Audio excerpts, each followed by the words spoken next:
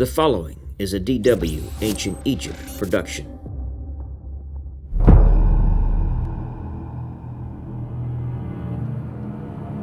From its very creation, the Egyptian state required a bureaucracy that at a minimum kept track of the resources owed to the center of power. Many preserved documents from the entire ancient history of the country deal with this issue. Some of the first records we have are bureaucratic. Objects from the tombs at Abydos contained sealings with indications where they came from. We have to assume that in all periods, and especially when the country was unified, a large administration existed. At the same time, it is clear over the long period that ancient Egypt existed, many changes took place. We can see certain basic patterns, however. The pharaoh was at the center of the administration, and state resources were for the king to collect and distribute. In order to facilitate work, different departments existed. For example, the treasury, agricultural, and labor departments. The titles of the officials who headed these departments changed little over the centuries.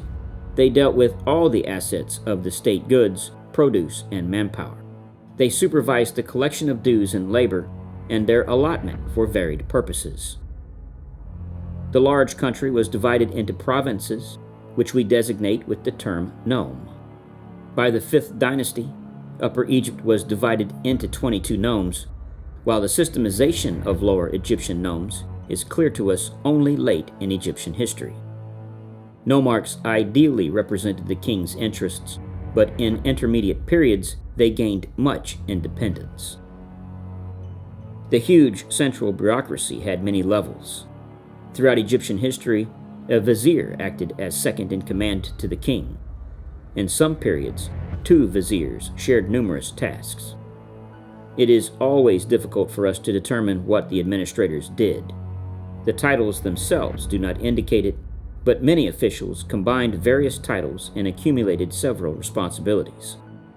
Along the central administration existed temple and military administrations, each with their ranks and tasks.